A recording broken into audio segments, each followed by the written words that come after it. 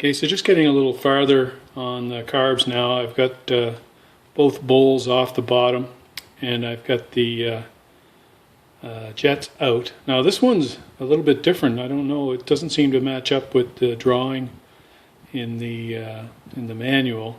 It doesn't seem to have a separate pilot jet. It's got the main jet that the needle on the slide goes into, and then what's called the secondary jet next to it, but there isn't any pilot jet. There's just basically a post. Let me just get this for a second, get this out of the way. Where's that go? Okay, it doesn't matter. When you look at it on the bottom, there we go, there's a slide. So when you look at it on the bottom, the main jet goes here, and then the secondary jet went here, and then on the diagram in here is where the pilot jet's supposed to be, but there's nothing. You can blow, there is a passage in there and you can blow through, but I don't seem to be able to get the pilot jet out. I don't see any threads.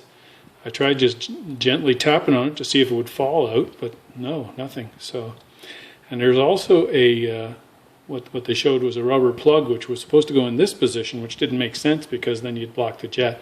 So I think this model of this carb for this year is slightly different than the ones from before. So I'm going to have to do a little bit more research just to see what's what.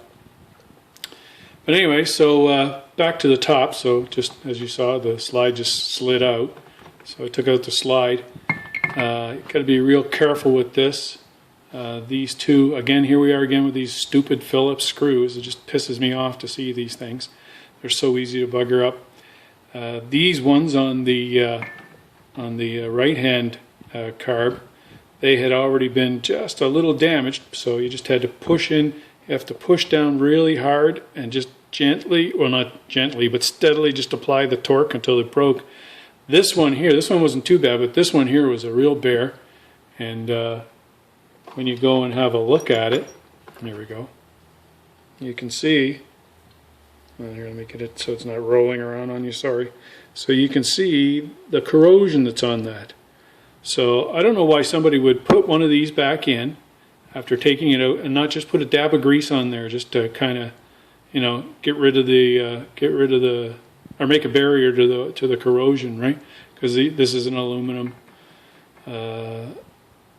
casting here, so it's only the corrosion from this actual screw. So I'll have to clean these screws up and put some grease on them. So anyway, yeah, just be careful when you take these off. And then now that I got it off, I'll be able to access the passages and blow through with the compressed air and get through in there with the carb cleaner. So just carrying on.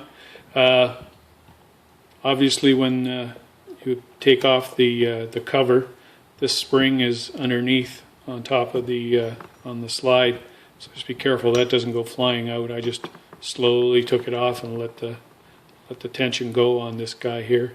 So pretty fragile spring. You don't want to damage that bugger. But yeah, so, and then there's a plastic cover there. I don't know if I don't think I need to take that out. No, there should be a screw under there. That should be like a cap, and under there should be the screw so I can get the needle out. Yeah, but I don't need to take the needle out. It's fine. I'll just inspect this. It looks like the slide is good.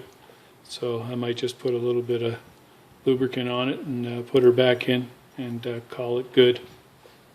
And that's it. Okay, so carrying on. Oh, so before I shut off and go to the next little stage on this, one thing I did want to talk about.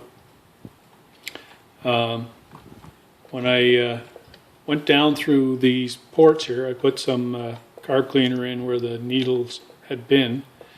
Or not the needles, where the,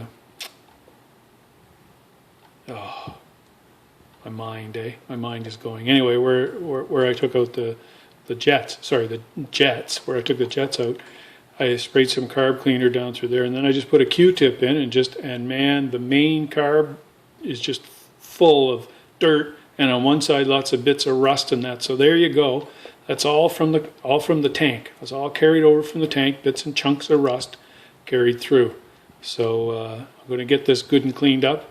and number one priority is going to be to put a bloody fuel filter on the fuel line and take care of that issue. But yeah, I'm going to continue cleaning everything up. More to come. I'll just pause this part now until I get into the next piece.